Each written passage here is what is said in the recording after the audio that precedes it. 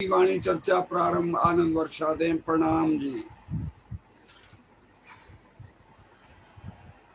बोलिए श्री सतगुरु महाराज की जय।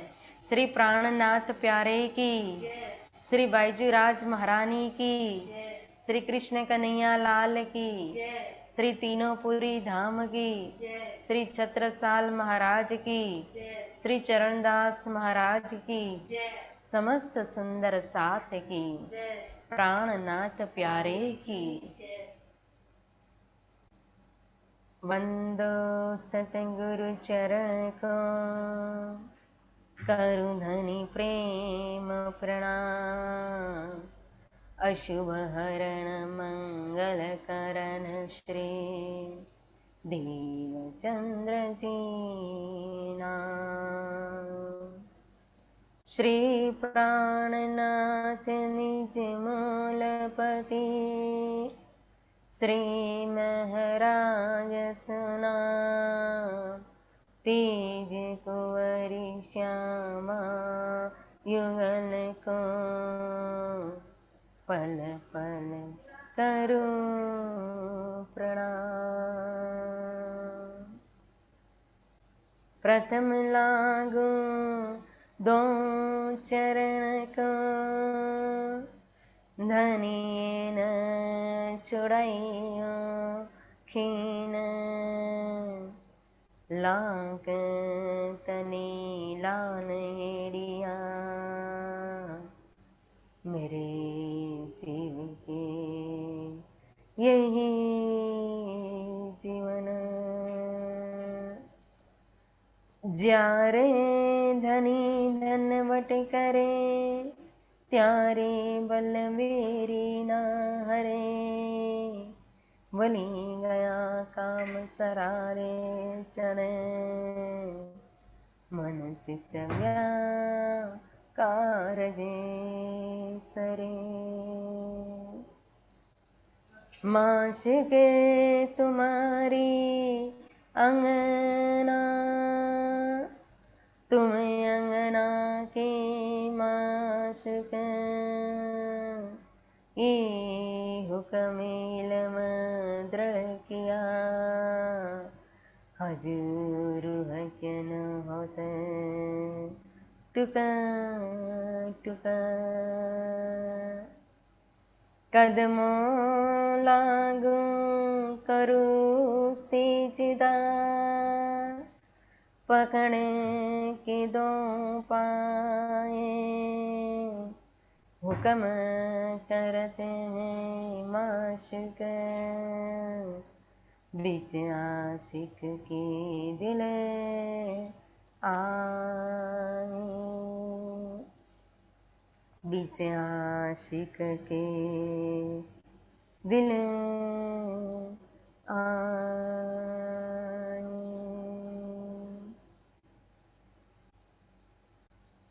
धामधनी अक्षरातीत श्री राज श्यामा जी, परम आदरणीय श्री हमारे मास्टर जी, परम आदरणीय श्री प्रकाश शर्मा जी, श्री मनीष आहूजा जी, समस्त संगीतकार भजनकार और समस्त सुंदर साथ जी, आप सभी के चरणों में प्रेम प्रणाम।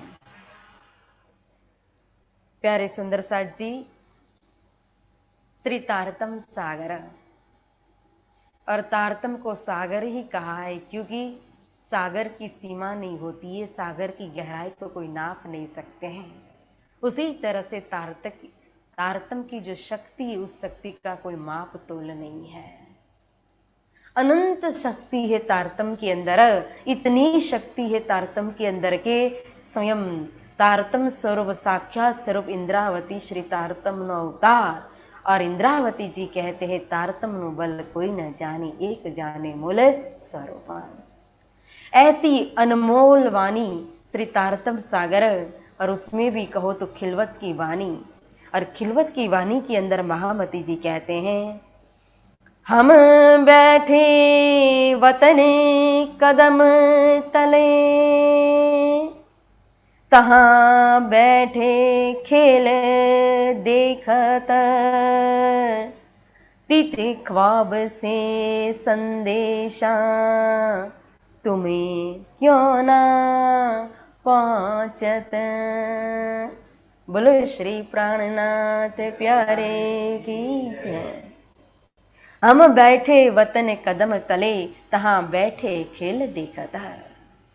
तो खिलवत की वाणी हमें बता रही है कि हम धाम धनी के चरण तले मुल मिलावा के अंदर, परम धाम के अंदर धनी के पास बैठ करके खेल देख रहे हैं। परंतु हमारे मुख पर कुलफ लगा हुआ है, हमारा मुख बंद है, क्योंकि फरामोशी का पर्दा पड़ा हुआ है। अब मुख बंद क्यों है? तो कि फरामोशी का पर्दा है। जब मोहम्मद साहिब इस नासूत से कहो, नासूत मतलब कि मृत्यु लोक, और नासूत से परे मलकुत, मलकुत मतलब कि वैकुंठ लोक, और वैकुंठ से परे कहो तो जबरूत, और जबरूत मतलब कि अक्षरधाम, और अक्षरधाम से भी परे लाहौत, लाहौत मतलब कि परम धाम। जब मोहम्मद का साहिब की सुरता नासूत परे मलकुत, और मलकुत परे जबरूत, और जबरूत परे लाहौत के अंदर पहुंची, और खुदा के सामने, राजी महाराज के सामने, अक्षरातीत पूर्ण ब्रह्म परमात्मा श्री कृष्ण जी के सामने जब मोहम्मद साहिब आए, तो उस समय जो रद बदल हुई थी, तो उस समय मोहम्मद साहिब ने देखा था और कहा था धनी से कि इन मोतियों के मुख पर कुलफ क्यों लगा हुआ है। देखो मोती कौन है? इन मोती को मोल कहो न जाए। 12,000 जो है वो ब्रह्म सृष्टि अनमोल मोती है, ये परमधाम के मोती है ब्रह्म प्रिया। तो यह मोहम्मद साहिब ने कहा कि इन मोतियों के मुख पर कुलफ क्यों लगा हुआ है। मतलब कुलफ का मतलब होता है ताला। तो ब्रह्म प्रियाओं के मुख पर ताला है, यानी कि मुख बंद है, वो कुछ भी बोल नहीं रही थी। तब धामधनी ने कहा, श्री राजी महाराज ने जवाब दिया कि तुम्हारी उम्मत ने गुनाह किया है, इसीलिए इनके मुख पर कुलफ लगा हुआ है। तुम्हारी उम्मत, क्योंकि मोहम्मद साहिब भी श्यामा जी की सुरता है, और 12,000 ये अनमोल मोती जो मुल मिलावा के अंदर बैठे हुए हैं, ये 12,000 जो है वो श्यामा जी के ही अंग है। इसीलिए श्यामा जी के अंग होने के कारण कहो तो फिर इनको कहा कि तुम्हारी उम्मत करके, मतलब कि तुम्हारी जमात ने, तुम्हारी सखियों ने, तुम्हारे अंग ने, ब्रह्म प्रियाओं ने मुख पर कुलफ क्यों लगाया हुआ है। तो धामधनी ने कहा कि इन्होंने गुनाह किया हुआ है। क्या गुनाह किया हमने परमधाम के अंदर? तो इशक रब्द के अंदर हमने खेल मांग लिया, यही हमारा गुनाह बन गया। तो इसीलिए महामती जी कहते हैं कि हम बैठे वतन कदम तले, वतन के अंदर हम अपने निज धाम के अंदर, परम धाम के अंदर, खिलवत के अंदर, मुल मिलावा के अंदर ता बैठे खेल देखत। धनी के चरण के तले बैठ करके खेल देख रहे हैं। लेकिन देखो महत्व की बात क्या बता रहे हैं, तीत ख्वाब से संदेशा तुम्हें क्यों ना पहुंचाता। तीत मतलब कि उस खिलवत के अंदर, तीत मतलब कि परम धाम के अंदर, तीत मतलब कि मुल मिलावा के अंदर धनी के पास हमारा संदेश, मतलब कि जो परात्मा का ये प्रतिबिंब स्वरूप ये आत्मा है। और यहाँ हम जब निस्बत को पकड़ने के बाद अगर धनी को अर्जी लगाते हैं, प्रार्थना करते हैं, पुकार करते हैं, तो हमारी प्रार्थना, हमारी अर्जी मुल मिलावा में धाम धनी के पास क्यों नहीं पहुंचती? ये प्रश्न किया हुआ है, क्यों नहीं पहुंचती? हमारे मन में भी ये प्रश्न आना चाहिए। उसका कारण क्या है कि हम यहाँ से पुकार कर रहे हैं, अगर हमारा मूल स्वरूप वहां है और धनी के साथ हमारा संबंध है, तो तारतम के द्वारा हमारी पुकार तो धनी के पास पहुंचनी चाहिए। तो पहले तो तारतम बताता है कि महामती जी के दिल के अंदर आया कि इलम खुदाई हुक्म बिना कहूं खाली न पाइए केता।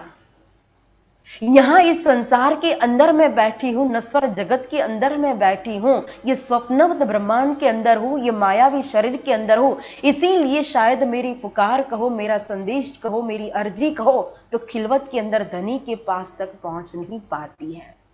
लेकिन दूसरी ओर फिर विचार आता है कि इलम खुदाई हुक्म बिना कहूं खाली न पाइए कित कहा है। देखो धनी का इलम दिखा रहा है, तारतम ज्ञान हमें बता रहा है कि धनी के हुक्म के बिना तो कोई भी स्थान खाली नहीं है। सर्व में कहो तो व्यापक रूप में हुक्म व्यापक है, हर जगह पर धनी का हुक्म है। जब नूर अंग के ऊपर यानी कि सप्त अंग अक्षर भगवान के ऊपर धनी का हुक्म हुआ, तो धनी के हुक्म से ही तो अक्षर भगवान ने यह मायावी सृष्टि का सर्जन किया, मायावी खेल ये नारायणी सृष्टि बनाई। तो ये एक हुक्म उनके ऊपर होने से ये हुक्म रूप ब्रह्मांड का सर्जन हो गया। फिर उनके हुक्म से जब स्वप्न का स्वरूप प्रकट हो गया आदि नारायण भगवान, तो आदि नारायण के हुक्म से कहो तो नारायण भगवान आ गए। नारायण के ऊपर हुक्म हुआ तो फिर त्रिदेवा आ गए, ब्रह्मा विष्णु महेश। उनके ऊपर हुक्म हुआ तो 84 लाख योनि प्रकट हो गई ना। तो इस तरह से एक हुक्म जो मूल अक्षरातीत धाम धनी का एक हुक्म है, और उस हुक्म के नीचे कहो तो कितने हुक्म चल रहे, नीचे कार्यवत है, कार्य कर रहे हैं। तो मूल तो वो सुप्रीम का गॉड जो परमात्मा है, अक्षरातीत है, पूर्ण ब्रह्म है, अद्वैत स्वरूप है, सच्चिदानंद है, उनका मूल हुक्म चलता है और उनके नीचे कहो तो हुक्म पर हुक्म चल रहे हैं। तो इस जगत के अंदर जहां भी देखो तो धनी के हुक्म के बिना कुछ भी नहीं है, लोक परलोक के अंदर। तो फिर इस संसार के अंदर जब धनी के हुक्म ही व्यापक हैं और हम भी धनी के हुक्म का स्वरूप है और इलम भी धनी के हुक्म से आया हुआ है, तो फिर हमारी संदेश, हमारी प्रार्थना, हमारी अर्जी धाम धनी तक क्यों नहीं पहुंच पाती है? यह प्रश्न हो रहा है सुंदर साथ जी। आज देखो, जब हम वितक कथा श्रवण करते हैं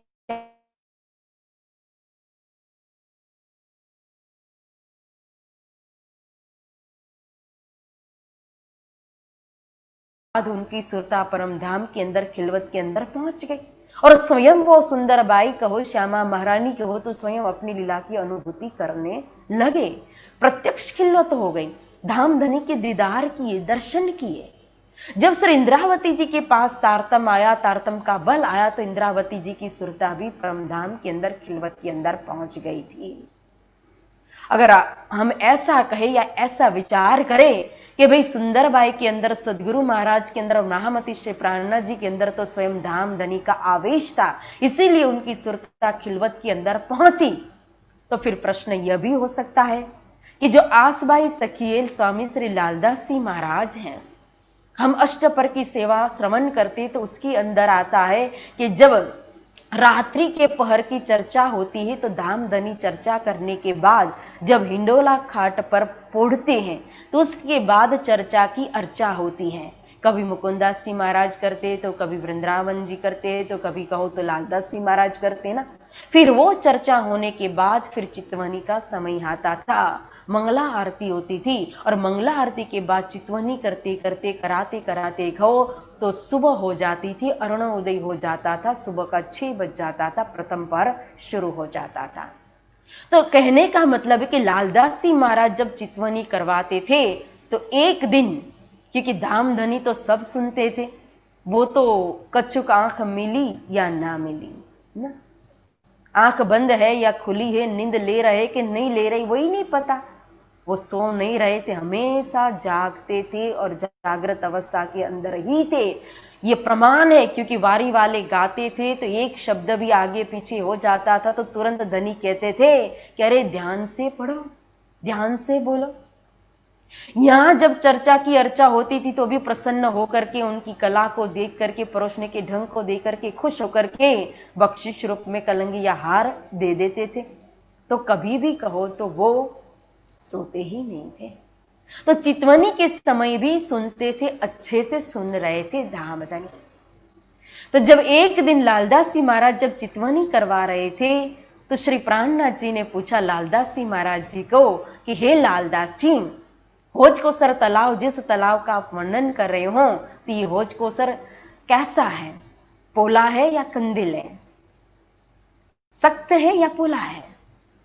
तो लालदास जी महाराज ने तुरंत ही यहाँ इस धरती के ऊपर नश्वर जगत के अंदर अपना हाथ जो है ना, वो हाथ मारा होज को सर का भाव लेकर के, और परमधाम खिलवत के अंदर की होज को सर के आवाज जो थी ना, वो यहाँ सुनी नश्वर तन के अंदर। किस विश्वास के साथ उन्होंने हाथ मारा होगा कि परमधाम की खिलवत की होज को सर की आवाज यहाँ तक उनको सुनाई दी और तुरंत उन्होंने जवाब दिया कि होज को सर पोला है। तो आस बाई सखी की सुरता भी तो परमधाम में पहुंची, खिलवत के अंदर पहुंची ना। तो तारतम का बल प्राप्त होने के बाद खिलवत के अंदर हमारी सुरता पहुंचनी चाहिए, फिर क्यों नहीं पहुंच पाती है। आज देखो, अगर हम बुद्ध भगवान का दृष्टांत लेते तो भगवान बुद्ध जो एक राजकुमार थे, एक सिद्धार्थ थे ना, राजा का बेटा था सिद्धार्थ, लेकिन राजपाट सब कुछ छोड़ करके किस तरह से उन्होंने तपस्या की, साधना की, और साधना करने के बाद स्वयं बुद्ध बन गए। बुद्ध तो बने, लेकिन इतनी साधना करने के बाद भी वो खिलवत के अंदर नहीं पहुंच पाए, परम धाम तक नहीं पहुंच पाए। क्यों? क्योंकि उनके पास तारतम नहीं था, तारतम की दृष्टि नहीं थी। आज सनकादिक मुनि कहो तो 5 साल की उम्र से ही वो इतनी साधना कर रहे, तप कर रहे, जिनके तप के बल से ये सृष्टि टक रही है, लेकिन फिर भी उनकी सुरता खिलवत के अंदर नहीं पहुंची, क्योंकि उनके पास भी तारतम नहीं था। भगीरथ राजा जो है 3 पीढ़ी तक उन्होंने तपस्या की, और भगीरथ ने स्वयं गंगा देवी को यहां प्रकट कर दिया इस संसार के अंदर, लेकिन फिर भी उनकी सुरता भी परमधाम तक नहीं पहुंच पाई, खिलवत के अंदर नहीं पहुंच पाई। क्यों? उनके पास भी तारतम नहीं था। सुखदेव मुनि महाराज ने बेहद का दरवाजा बताया और दरवाजा बता करके वर्णन किया, लेकिन बेहद का दरवाजा नहीं खोला सुखदेव मुनि महाराज ने, रास के अंदर भी प्रवेश नहीं कर पाए। जोश चला गया था, वाणी प्रत्यक्ष प्रमाण दे रही है, क्योंकि सुखदेव मुनि महाराज के पास तारतम नहीं था। आज हमारे पास तारतम है, तारतम की शक्ति है, और तारतम की शक्ति के बाद तो हमारी सुरता परमधाम में पहुंचनी चाहिए। गोपन मणि महाराज को जितने भी हमारे परमहंस हो गए हैं, चाहे जवारदास महाराज हो, चाहे गोपन मणि महाराज हो, चाहे बाबा दायराम साहेब हो, चाहे चरणदास महाराज हो, या कहो तो फिर जुगलदास जी महाराज, जिन्होंने पूरी परमधाम की वृत्त, बड़ी वृत्त लिखी हुई है, जुगलदास जी महाराज या राम रतन दास जी महाराज, उनकी सुरता परमधाम के अंदर पहुंची, इससे तारतम के बल से ही तो पहुंची थी। राम रतन दास महाराज के विषय में सभी जानते कि उन्होंने कितनी पहले साधना की, तप की। आज उनकी तपोभूमि जो है सोनगिरी, और सोनगिरी के अंदर जहां उनका शरीर हड्डी चाम हो गया था, साधना करते करते करते इतने योग में चले गए थे कि सब लोगों को लगा कि जैसे कि उनका शरीर ही छूट गया है। लोग जमा हो गए थे और लोगों को लगा कि ये तो मर चुके हैं साधु, तो उनकी अग्नि क्रिया करने के लिए, अग्निदाह देने के लिए तैयारी कर रहे थे। उतने में कहो तो उनके गुरुदेव जी आ गए, और दादा गुरु आने के बाद जब उन्होंने बोला कि पूछा कि क्या हुआ है, कहा एक साधु यहाँ है ना, वो धाम चले गए हैं। अरे साधु कभी मरते नहीं है, क्या है दिखाओ मुझे, बताओ। जब दादा गुरु गए और एक अपने पास चन्नामृत था, वही चन्नामृत कहो तो राम रतन दास महाराज जी के मुख में पिला दिया, और थोड़ी देर के बाद तुरंत राम रतन दास महाराज जी ने आंखें खोली और उनकी आंख टकराई सीधा गुरुदेव के सामने। और फिर मुलाकात, मिलन होने के बाद गुरुजी ने कहा राम रतन दास जी महाराज से कि आज दिन तक आपने जो भी किया ना, साधना तपस्या, ये कुछ भी काम का नहीं है। अब जो मैं मंत्र देता उस मंत्र की साधना करो। तभी तारतम मंत्र दिया था राम रतन दास महाराज जी को, और तारतम मंत्र का 1 साल में उन्होंने 1.25 या लगभग कहो तो 3 साल के अंदर उन्होंने 1.25 करोड़ तारतम मंत्र का जाप किया, 6 चौपाई तारतम मंत्र का। और देखो यही तारतम के बल से उनकी सुरता परमधाम के अंदर, खिलवत के अंदर पहुंच गई थी। तभी तो वो परमहंस कब बने? हमारे परमहंस, हम जिन परमहंसों को मानते हो, तीनों अवस्था को जब शरीर की स्थूल, सूक्ष्म और कारण, तीनों अवस्था को जब पार कर देते हैं और महाकारण की अवस्था में जब पहुंचते हैं, तभी तो वो परमहंस कहलाते हैं। तो आज आप क्यों परमहंस नहीं बन पाते हैं? क्यों हमारी सुरता खिलवत के अंदर नहीं पहुंच पाती है? तो यही बात यहाँ समझाना चाहते हैं तारतम के माध्यम से महामती जी, और कहते हैं कि देखो तीत ख्वाब से संदेशा तुम्हें क्यों ना पहुंचत। तीत मतलब खिलवत के अंदर, परम धाम के अंदर, मूल मिलावा के अंदर हमारा संदेश, यहाँ से की हुई अर्जी प्रार्थना मूल मिलावा तक धनी के पास पहुंचती नहीं है, बल्कि इलम सूरत हमारी रूह की पहुंची चाहिए खसम कहा है। देखो, इलम सूरत हमारी रूह की, हमारी रूह को, हमारी आत्मा को क्या मिला है? इलम मिला है, यह तारतम वाणी मिली है, धनी का आवेश रूपी वाणी, यह ज्ञान, जागृत बुद्धि का ज्ञान स्वयं धाम धनी ने हमारे हाथ में दिया हुआ है। यह खिलवत की वाणी दी हुई है, खिलवत में पहुंचाने के लिए तो पहुंची चाहिए खसम। फिर इस वाणी से तो हमारी सुरता खिलवत के अंदर जरूर पहुंचनी चाहिए, लेकिन फिर भी पहुंच नहीं पाती है। इसका कारण है सुंदर साथ जी कि मैं तो बीच नाही बिने, सो हक को पहुंचावत नाही, सो बीच दिल के बैठ के गुना देत रो के ताए कहा। हमारे और हमारे पिया के बीच में जो पर्दा है ना, वो सबसे बड़ा पर्दा है मैं का पर्दा, अहंकार का पर्दा।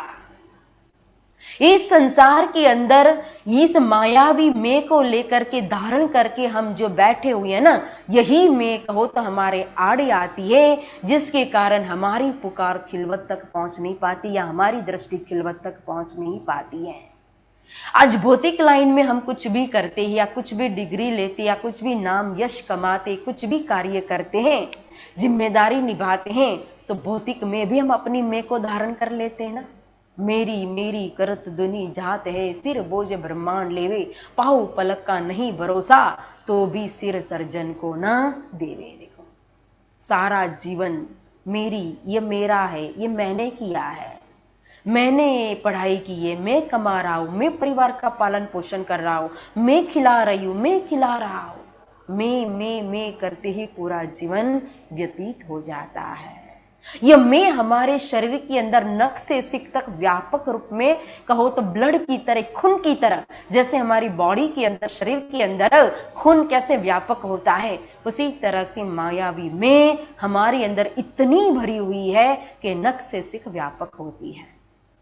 और इतना ही नहीं, आध्यात्मिक लाइन के अंदर भी अगर हम कुछ कार्य करते हैं, या पाठ करो या सेवा पूजा करो या दान करो या ध्यान करो या ज्ञान ले लो या ज्ञान दो, कुछ भी कर लो, तो उसकी भी मैं हम धारण कर लेते, उसका भी अहंकार आ जाता है कि ये मैंने किया, मैं इतना पाठ करूँ, मैंने तो अपने जीवन में 108 पाठ पढ़ लिए हैं, मैं तो हर शनिवार मंदिर जाती हूँ, मैं तो इतने घंटे ध्यान करती हूँ, मैंने तो इतना इल्म लिया हुआ है, मैंने तो इतना दान करती हूँ। दान करने के बाद दान की तख्ती भी चाहिए, नाम भी चाहिए, या तो नाम मूल मिलावा में हो सकता है, खिलवत के अंदर हो सकता है, या तो फिर संसार के अंदर हो सकता है।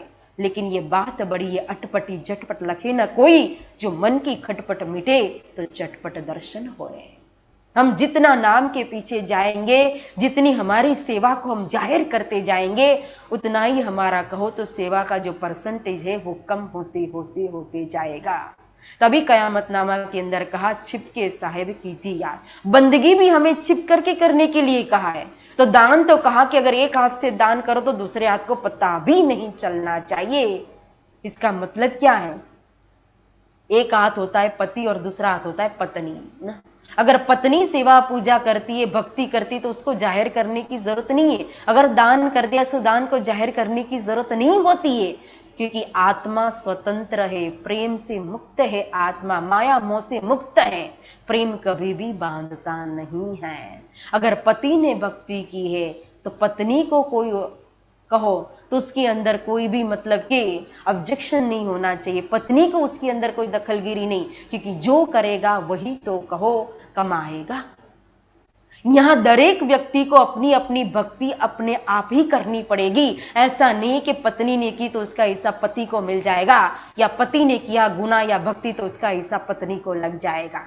अगर खराब कर्म करेगी तो उसका फल भी हमें ही स्वयं भोगना पड़ेगा, और अच्छा कर्म करेगी तो उसका फल भी हमें ही स्वयं भोगना पड़ता है। आप जानते हो रत्नाकर डाकू को, जो वाल्मीकि ऋषि बन गए, चोर था, डाकू था, लुटेरा था, जब उनने इतना गुनाह कर दिया कि रास्ते से वहां से निकलना लोगों ने बंद कर दिया, तब नारद मुनि ने पूछा था कि जाकर के घर में अपने परिवार से पूछ करके आ, मैं यहीं खड़ा हूं, कहीं नहीं जाऊंगा। पूछ अपने परिवार से कि तू जो गुनाह कमा रहा है, जो गुनाह पाप कर रहा है अपने परिवार के लिए, क्या उस पाप के अंदर तुम्हारा परिवार, तुम्हारे माता पिता, पत्नी, बेटा बेटी उसके भागीदार बनेंगे, हिस्सा करेंगे? जब पूछने गया सबने मना कर दिया। न पत्नी ने हाँ की, न पुत्र ने हाँ किया, न पुत्री ने हाँ की, न माता न पिता। देखो, कहा आपकी जिम्मेदारी है कमाना। अब आप पाप की कमाई ला रहे हो, पाप स्वयं कर रहे हो, तो आप ही भोगो, हम क्यों भागीदार बनेंगे? तो यह जानते हुए भी हम कैसे कह सकते हैं कि उसने किया तो हमारा हो गया, हम खाएंगे तो हमारा ही तो पेट भरेगा, जो खाए उसी का तो पेट भरता है। तो यहां हमने जो संसार के अंदर मायावी मैं को जो धारण कर लिया है, अहंकार को जो धारण कर लिया है, यही अहंकार कहो तो हमारे और खिलवत के बीच में पर्दा रूप बनता है, जिसके कारण कहो तो हमारी अर्जी जो है, हमारी पुकार जो है, वो धाम धनी तक पहुंच नहीं पाती है। इसीलिए कहा कि यह जो मैं करत मरत नहीं और हक को लगावे दोष। सारी जिंदगी मैं करते हैं, मैंने किया, मैंने किया, मैंने किया ना? मैं जहां है और मेरा जहां है वही सबसे बड़ी माया है, और मैं और मेरा कभी छूटता नहीं है। और फिर कभी कुछ गलत हो जाता है, अच्छा हो जाता है, तो उसका तो क्रेडिट हम खुद लेते हैं, लेकिन हमारे से कुछ गलत होता है, अच्छा नहीं हो पाता है, तो फिर दोष किसको देते हैं? ऊपर वाले को, परमात्मा को, राज्य को। अरे राज्य की मेहर नहीं थी तो नहीं हुआ, राज्य का हुक्म नहीं था तो नहीं हुआ। तो यही मायावी में हमें गुनहगार बनाती देती है। देखो, गुनहगार के कटोरे में खड़ा कर देती है। तो इसी तरह से जब हम अपने दिल के अंदर गुनाह को पालेंगे तो फिर दिल खिलवत कैसे बनेगा? और जब दिल खिलवत ही नहीं बनेगा तो हमारी सुरता खिलवत के अंदर प्रवेश कैसे कर पाएगी? और इसीलिए ध्यान रखना कि झूठ न भेदे सांच को। क्या कहा? कि झूठ कभी भी सत्य को भेद नहीं सकता है। झूठ क्या है? मायावी में हमारा झूठा अहंकार है, और हम जिस खिलवत के अंदर हम प्रवेश करना चाहते हैं, हमारी सुरता जहां पहुंच करके निज आनंद को लेना चाहती है, वो सत्य की भूमिका है। सत्य है, परमधाम सत्य है, राज्य सत्य है।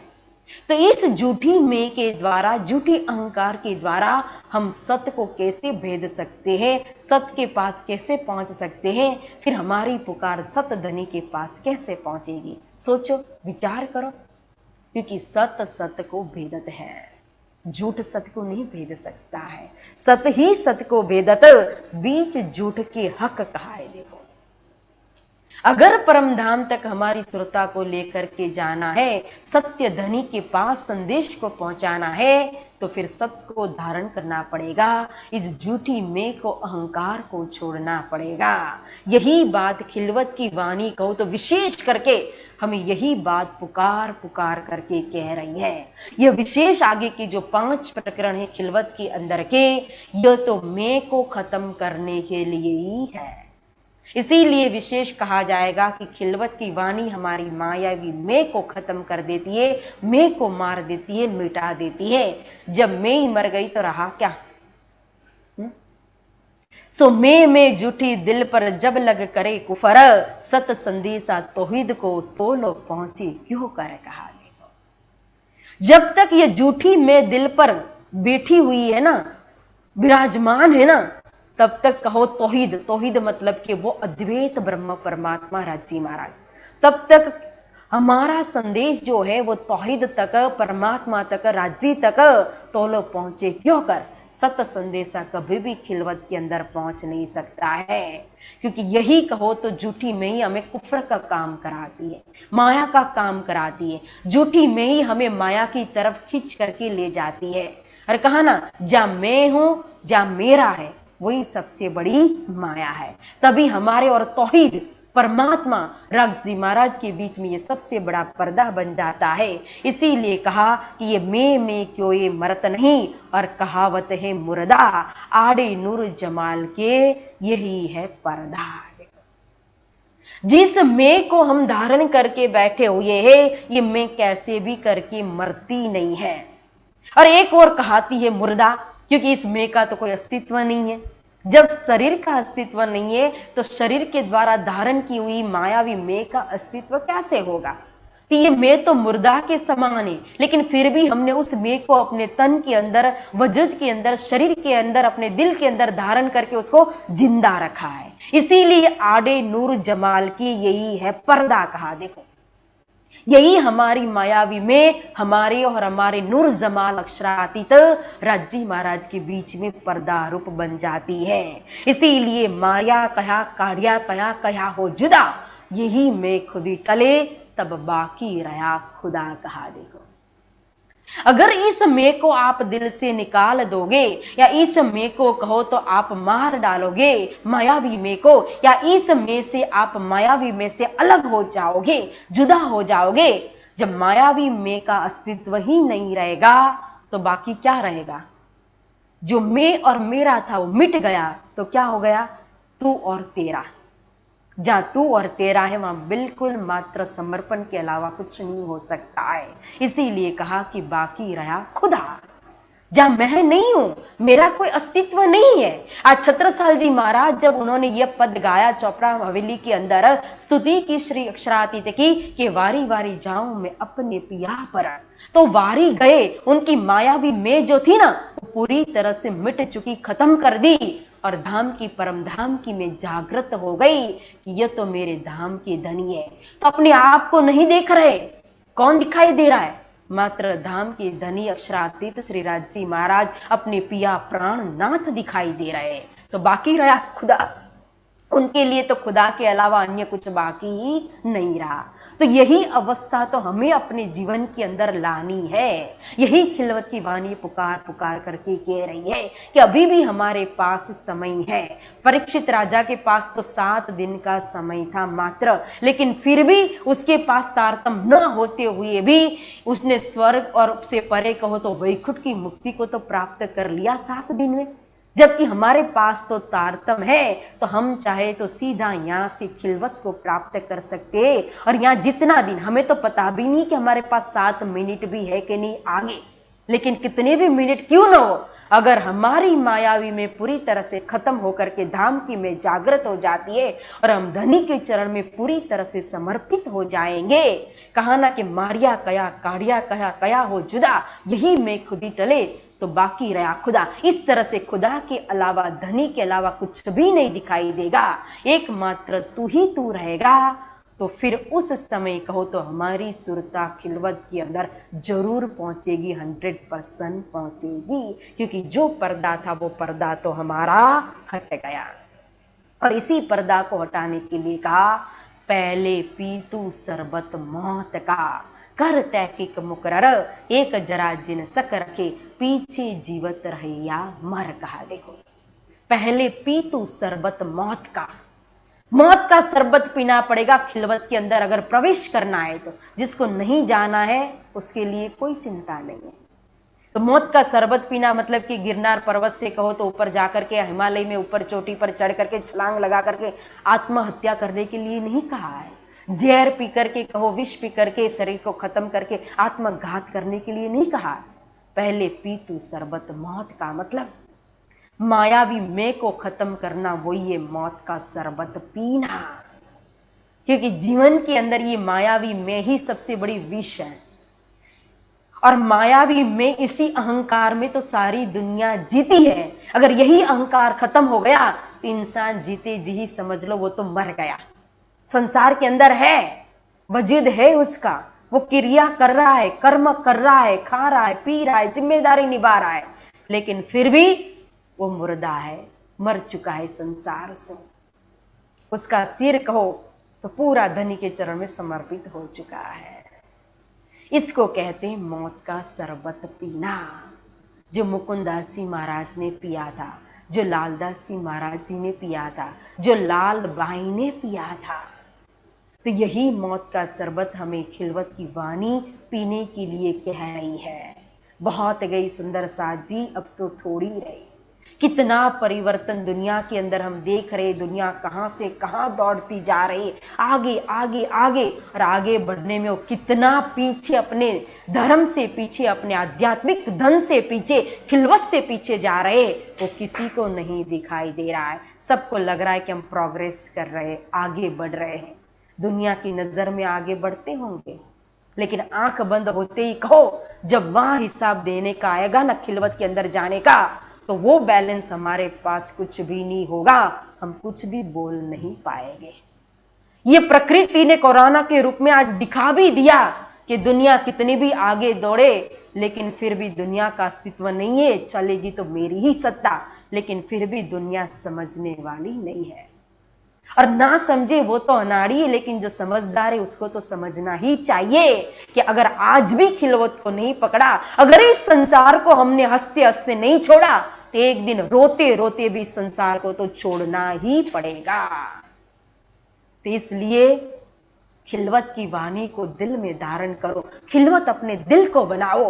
राज्य परम धाम में नहीं है, राज्य हमारे से दूर नहीं है। हद से बेहद, बेहद से कहो पार अक्षर, और अक्षर से भी पार वतन परम धाम। इतना दूर हमें राज्य को नहीं रखना है, राज्य को स्वयं अपने अंदर रखना है। इस दिल को खिलवत बना करके अपने पिया को अंतस्करण के अंदर धारण करना है। जब धनी के तरफ रूह की नजर हमेशा सतत रहेगी, तो ये दिल खिलवत ही खिलवत है। इसलिए मायावी में पहले पी तू शरबत मौत का, कर तहकीक मुकर्रर कहा। देखो, इस तरह से हमें मुकर्रर करना पड़ेगा। मुकर्रर मतलब कि जीवन के अंदर इस तरह से हमें निश्चिंत, ऐसे बेशक बनना पड़ेगा, ऐसे कहो तो हमें निशंक होना पड़ेगा कि हमारे अंदर जरा जितना भी कोई भी खिलवत के विषय में, निस्बत के विषय में, धनी के विषय में, धाम के विषय में इतना रत्ती भार भी हमारे दिल के अंदर शंका स्वप्न में भी ना आए। दुनिया चाहे इधर से हो उधर हो, चाहे दुनिया चाहे हमें कुछ भी कहे, लेकिन हमें अपनी निस्बत पर पूरी तरह से भरोसा होना चाहिए। इसी को कहा, एक जरा जिन सक रखो, पीछे जीवत रहो या मर। देखो, चाहे मर भी क्यों न जाना पड़े, लेकिन फिर भी अपनी परम धाम की मेह को, निस्बत को नहीं छोड़ना चाहिए। 12 मोमिन गए थे दिल्ली के अंदर बादशाह औरंगजेब के पास संदेश देने के लिए, तो हाथ में मौत की कहो, हथेली पर हाथ में मौत को लेकर के गए थे। पता था कि हम वापस आएंगे कि नहीं आएंगे, कोई भरोसा नहीं था उनको, लेकिन फिर भी हंसते हंसते गए थे। क्यों? क्योंकि दिन इस्लाम के वो आशिक थे, धर्म के वो प्रेमी थे, वो राज्य के प्रेमी थे, राज्य की अंगना थी वो। तो हमें भी वही अंगना का दावा लेना है, अंगना का भाव अपने अंदर जागृत करना है। अन्य सभी भाव छोड़ दो। पिता का भाव हो, भगवान का भाव हो, प्रभु का भाव हो, परमेश्वर का भाव है, परमात्मा का नहीं। दुनिया के लिए होंगे वो मेरे तो पिया है, प्रियतम है, खसम है, माशुक है, धनी है वो मेरे। और अंतिम श्वास तक हमारा विश्वास, हमारा ईमान, ऐसा विश्वास, धर्म के अंदर एक ऐसी आस कि खिलवत बनाते बनाते अगर हमारी अंतिम श्वास क्यों आना आ जाए, लेकिन हमारी आस नहीं छूटनी चाहिए, विश्वास नहीं छूटना चाहिए। आज सबरी जो थी, जुवानी के अंदर जब उसकी शादी हो रही थी, उसी समय वो शादी के मंडप से भाग गई थी। और फिर वो गुरु जो है, गुरु की सेवा कर रही थी छिप करके, क्योंकि जाति ऐसी थी नीचे जाति की, गुरु ऋषि मुनि आदि उनको सेवा नहीं करने देंगे, तो छिप करके भी वो गुरु ऋषि मुनियों की सेवा करती थी। और एक दिन ऋषि जी को पता चल गया, उन्होंने सबरी को बुलाया और बुला करके कहा कि तुम्हें अपने जीवन के अंदर भगवान राम के दर्शन होंगे। तो जुवानी में कहा था गुरु जी ने सबरी को, रोज सबरी बेर चुन करके लाती है, भगवान राम के लिए रास्ता साफ करती है, कुटिया सजाती है कि आज राम आएंगे। रात भर इंतजार करती है, राम नहीं आए, सो जाती है। फिर दूसरा दिन होता है, फिर कहती है आज राम आएंगे। और ऐसे करते करते बुढ़ी हो चुकी सबरी, वृद्धावस्था में आ गई, लेकिन उसका विश्वास नहीं टूटा, वही विश्वास कायम रहा और वही कर्म उसके कायम रहे, सेवा उसकी कायम रही। आज राम आएंगे और राम को आना ही पड़ा, सबरी का विश्वास जीत गया। तो इसी तरह से सबरी तो हमारे लिए एक दृष्टांत रूप है। अगर जीव के अंदर इतना विश्वास है अपने प्राणनाथ राम के लिए, तो एक ब्रह्म सृष्टि के लिए जिसके पास तारतम है, जिसकी निस्बत अक्षरातीत के है, जिसके पास ये खिलवत सागर परिक्रमा श्रृंगार की वाणी हो, तो उसके अंदर कितना विश्वास, कितना ईमान, कितना प्रेम होना चाहिए। विचार करो सुंदर साथ जी, यही ईमान भर रही हमें ये वाणी, यही इश्क भर रही हमें ये वाणी। इसलिए इस चौपाई को अगर नहीं आती है तो लिख करके बाय हार्ड कर लो, जीवन के अंदर बहुत काम आएगी। जब जब हम मायावी में से ग्रस्त हो जाएंगे, अहंकार से ग्रस्त हो जाएंगे, माया जब जब कहो हमें परेशान करेगी, तब इस चौपाई को याद करना कि पहले पीतू सरबत मौत का कर तहकीक मुकर्ररा, एक जरा जिन सकर को पीछे जीवत रहो या मर, मैं जीऊं या मरूं, लेकिन मैंने तो अपनी मायावी मैं को खत्म करके मौत का शरबत पी लिया है, तो मुझे क्या फर्क पड़ेगा। मैं जीऊंगी तो भी अपने धाम धनी के लिए, और मरूंगी तो भी अपने धाम धनी के लिए। और जिस दिन यहां तन छुटा, उठेंगे खिलवत के अंदर, फिर चिंता क्या है, क्योंकि मरे बिना, तन छुटे बिना तो खिलवत में भी प्रवेश नहीं मिलेगा। जीते जी तो आनंद लेंगे खिलवत का, लेकिन उठना जिस खिलवत के अंदर है, उसके लिए तन छुटना भी तो जरूरी होगा। तो फिर डर किस बात का, दुख किस बात का, रोना किस बात का। अच्छे कर्म करते जाइए। हम हमेशा जहां भी क्रिया में जाते, जिसका भी धाम गमन होता है, तो एक चौपाई हमेशा सभी बोलते हैं। कौन सी चौपाई? सबको याद है ना, ऐसी करनी कर चलो। जब हम जग में आए तो जग हंसा हम रोए, लेकिन ऐसी करनी कर चलो कि जग रोए हम हंसे।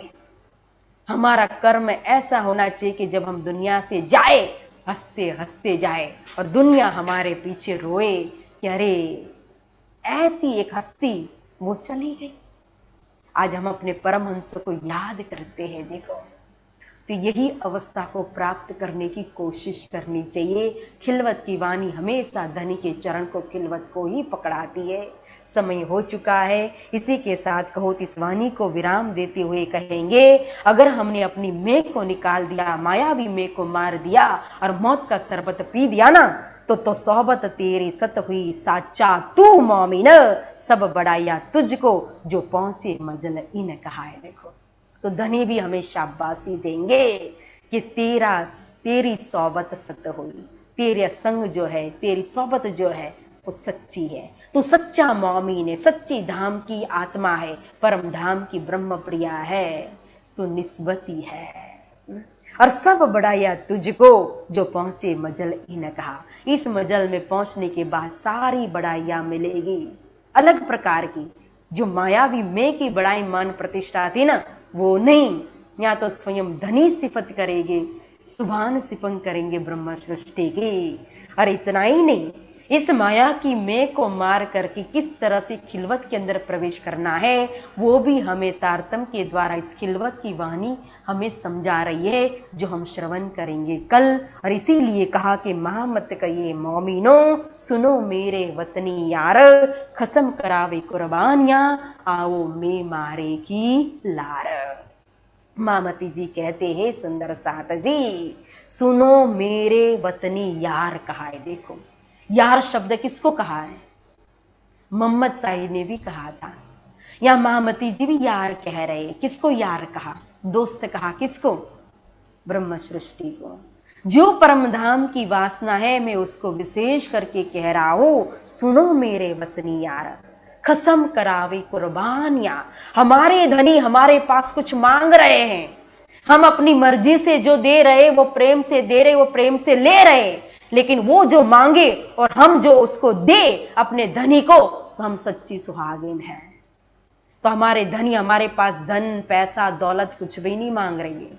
क्या मांग रहे? हमारे पास मांग रहे हैं मैं कुर्बानी। किस चीज की कुर्बानी? मैं की कुर्बानी मांग रहे हैं।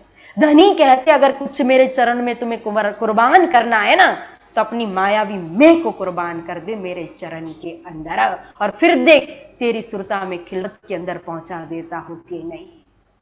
इसीलिए इस तरह से मायावी मैं को खत्म करके फिर किस तरह से कौन सी मैं को धारण करना है जो हमारे लिए जरूरी है, वो बताएंगे इस खिलवत की वाणी के अंदर, जो हम श्रवण करेंगे कल की चर्चा के अंदर, खिलवत की चर्चा के अंदर।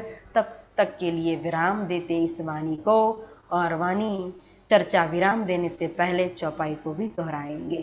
बोलो श्री प्राणनाथ प्यारे की जय।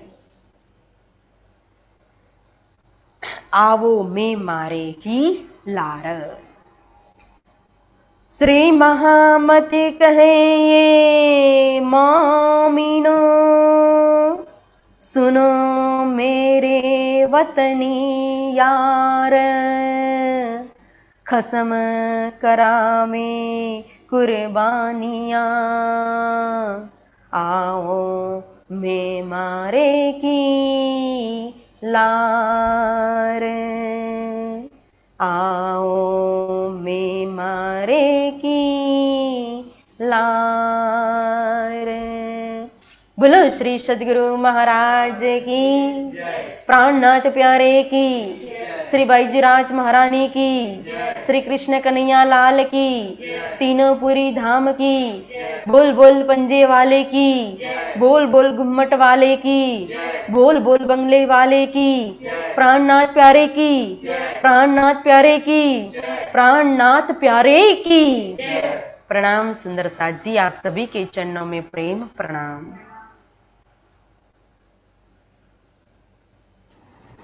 प्यारे सुंदर साथ जी, आज की वाणी चर्चा में हम आपने कुछ इस प्रकार सुना। सबसे पहले आपने सुना, हमने खेल मांगा ये हमारा गुनाह है। दूसरी बात हमने सुनी, श्री राजी अक्षरातीत अक्षर ब्रह्म को हुक्म देते हैं। अक्षर ब्रह्म को हुक्म दिया, ये मूल हुक्म है। अक्षर